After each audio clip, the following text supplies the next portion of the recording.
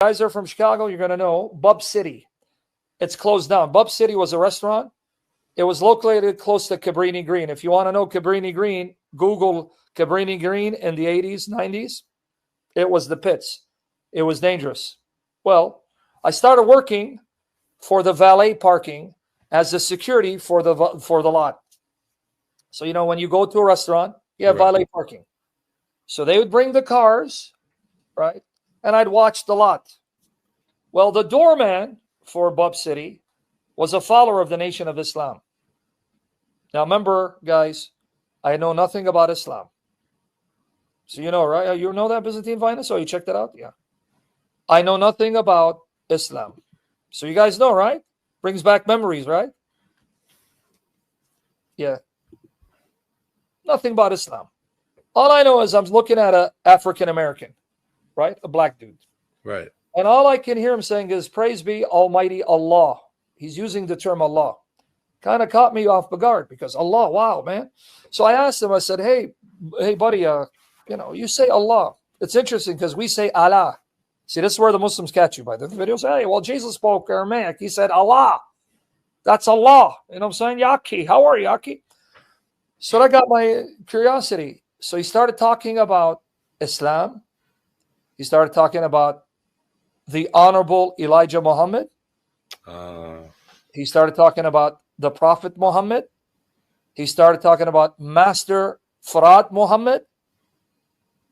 So I don't know who these people are, and I'm thinking they're the same individual. Because look, Muhammad. Yeah.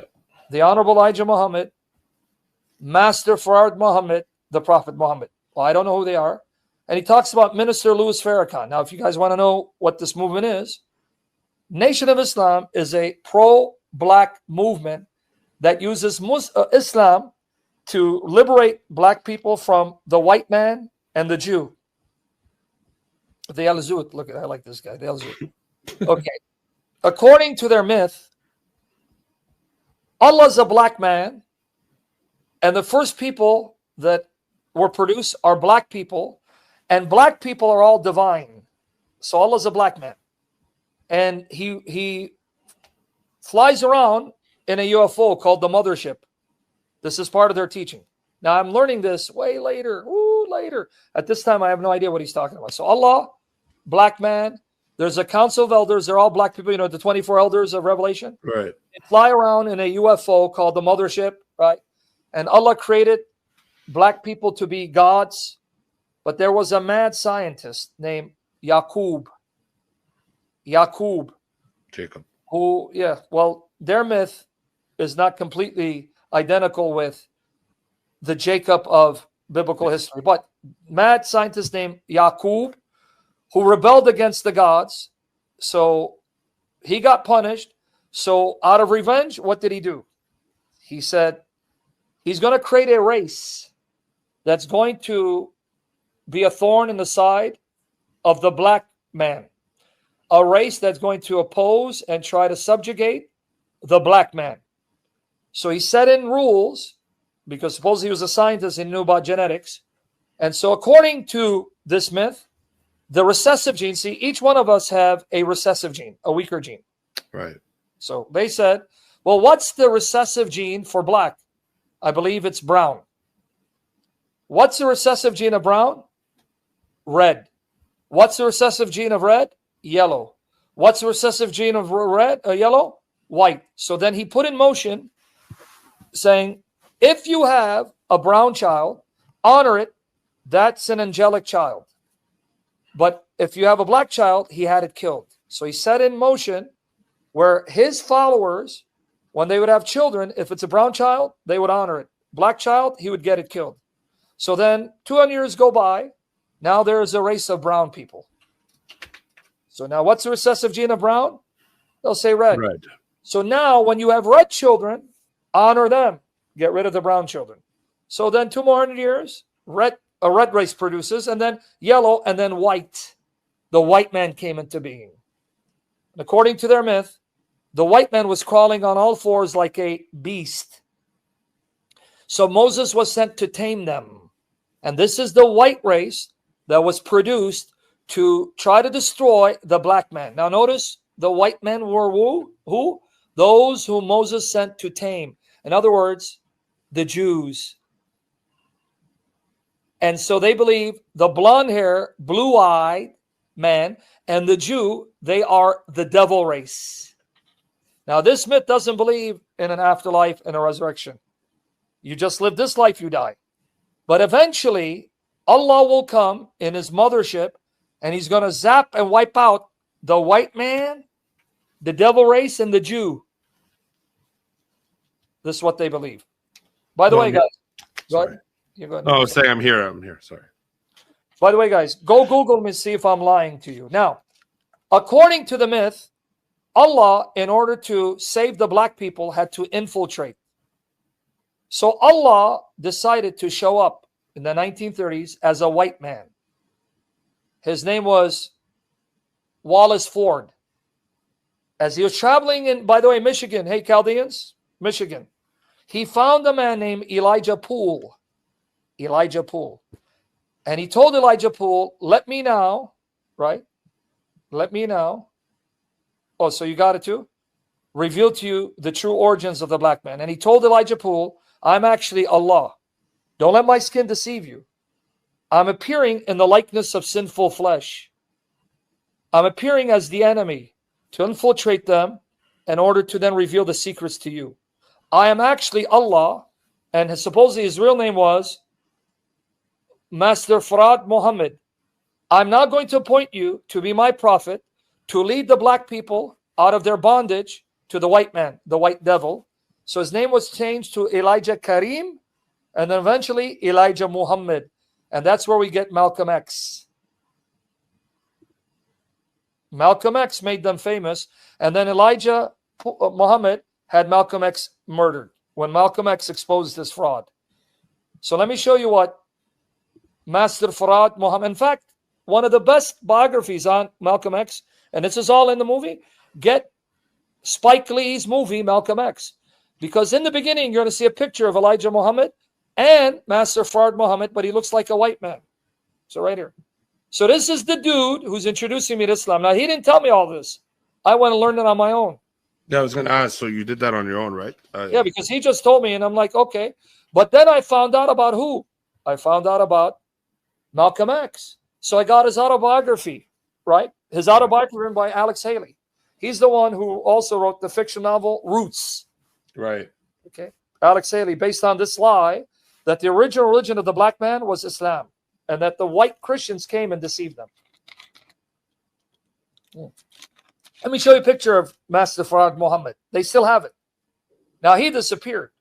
Some theories say that Elijah Karim got him out of the picture. I don't know. Master Farad Muhammad. Here you go. There you go. This is him right here. This is him.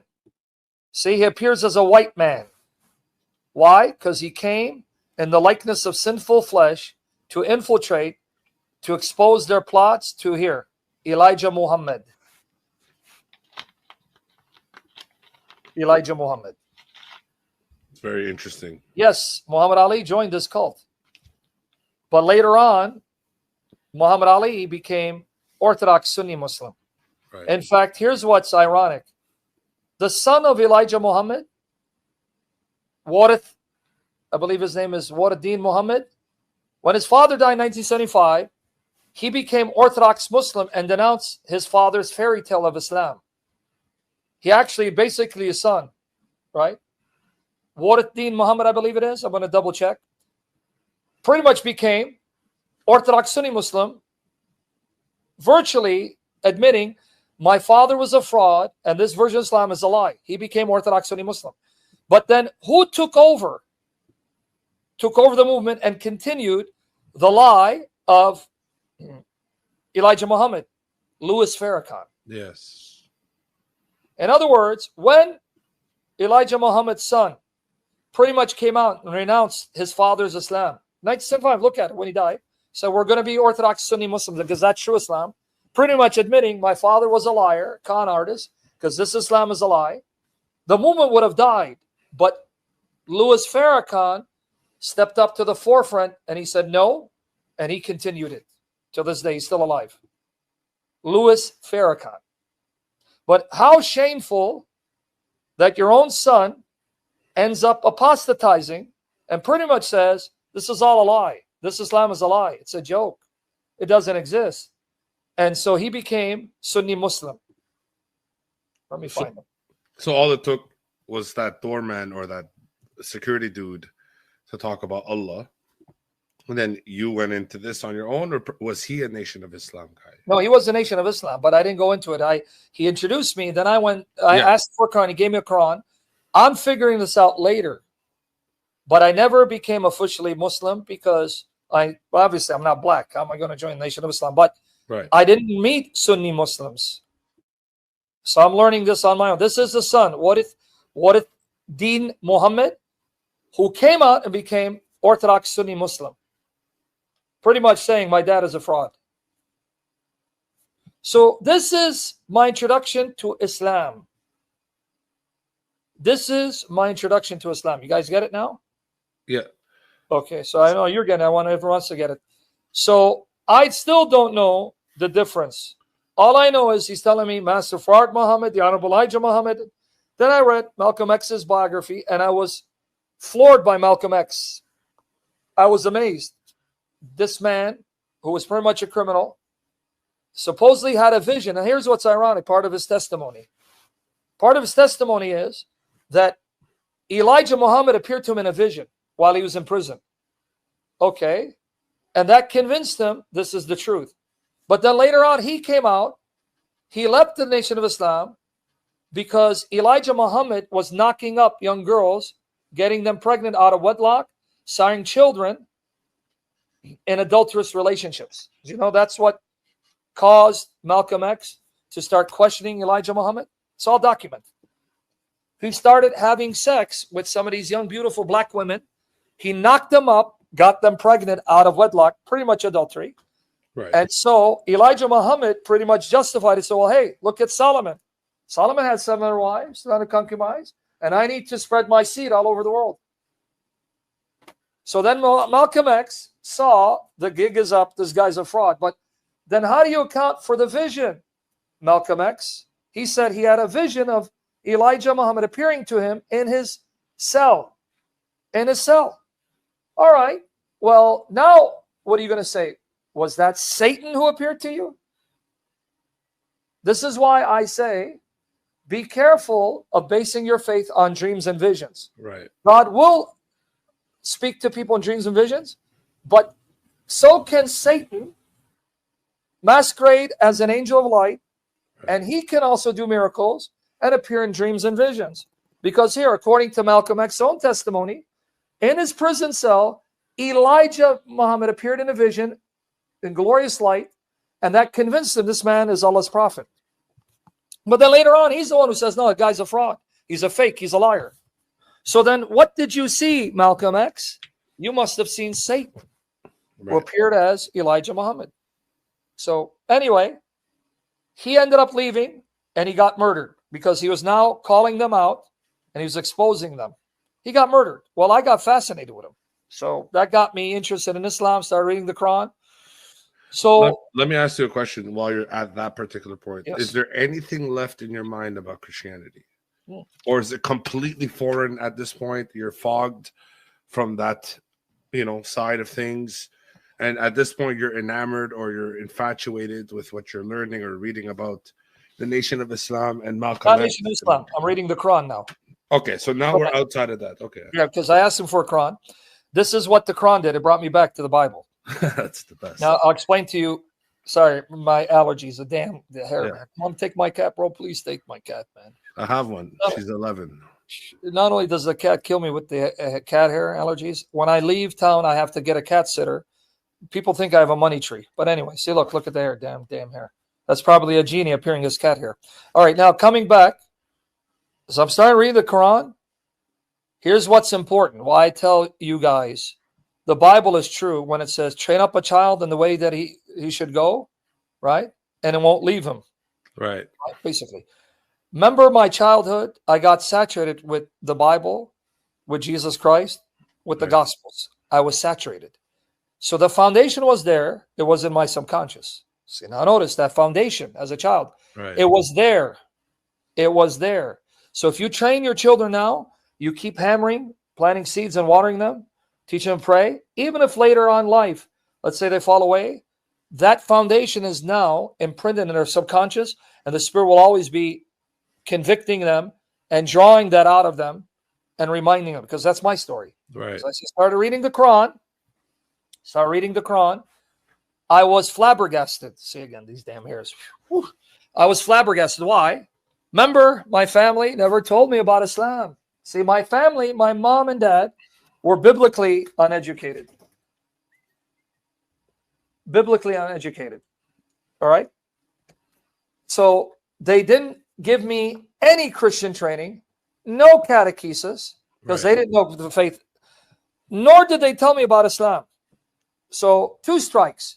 Not only did they not share with me about Christianity, they didn't even tell me about Islam, because they came from Iraq and they came from Kuwait, not a word.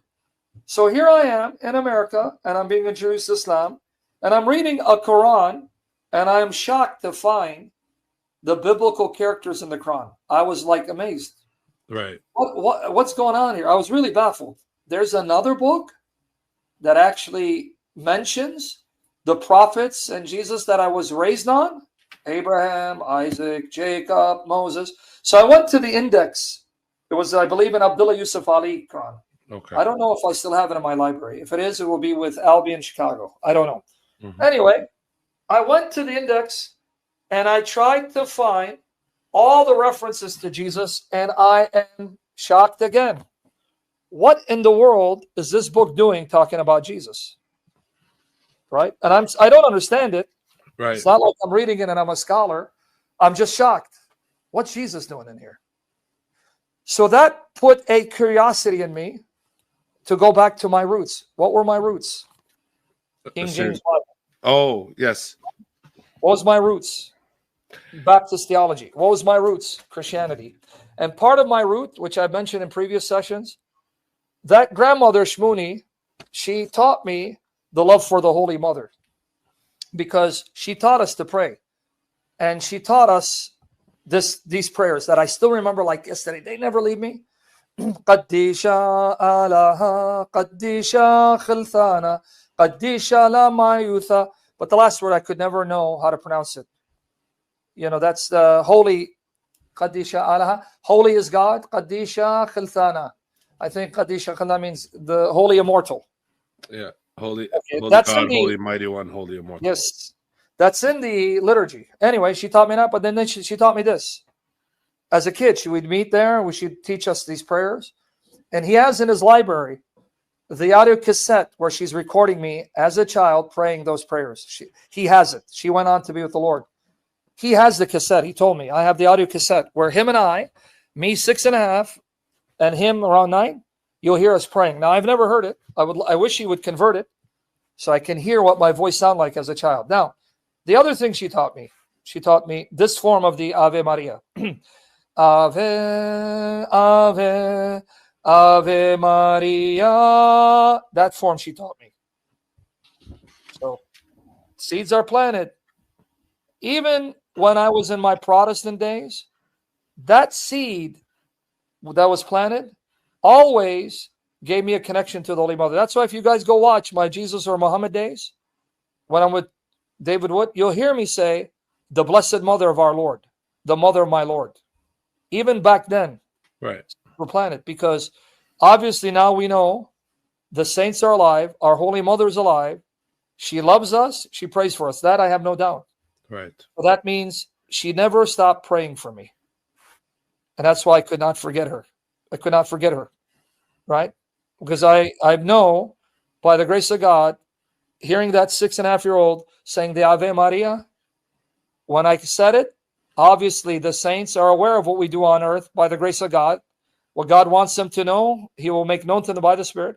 So I do believe, as I said that the Holy Mother heard the prayer of that young child, and she kept me in her heart. See, that's why I'm very zealous for her. Not she needs me. She has God as her son. She doesn't need me. Yeah. And that's why I get very angry and animated when people insult her. very angry, very animated. Right. In fact, if it was a face-to-face, I'll probably be in a hospital or in jail. This is Right. really because it's personal for me. Okay, so as I read the Quran, started reading the New Testament, I fell in love with Jesus all over again. I fell in love with him. In fact, I remember the night I fell on my knees in tears, and I basically said, see, these stories are kind of get me very emotional. And one reason why I hesitate to want to get emotional, because we got people who hate us and despise us Right. and want to slander us. Look at he's fake. Look at his fake. Look, hey, buddy, you can think I'm fake all you want. May God save me from my own arrogance. Right. But I do get emotional thinking of how God has been good to me, and he's still good to me, and I'm garbage. Like Paul would say, Philippians 3:8, I'm shit. Right. Yeah, honestly, Right. I am shit. And I don't pretend to be holy. I want to be. That's why I said, don't make me more than I am. But I remember that night as I read the Gospels, I fell in love with Jesus again. I was falling in love. I go, wow. I had missed the Lord. Right. All those years, I lived without his words in my ears. So when I started reading his words again, man, I fell in love. And I remember I was in tears. And I remember saying, whoo. I said, Lord, I'll come back home. I remember saying that.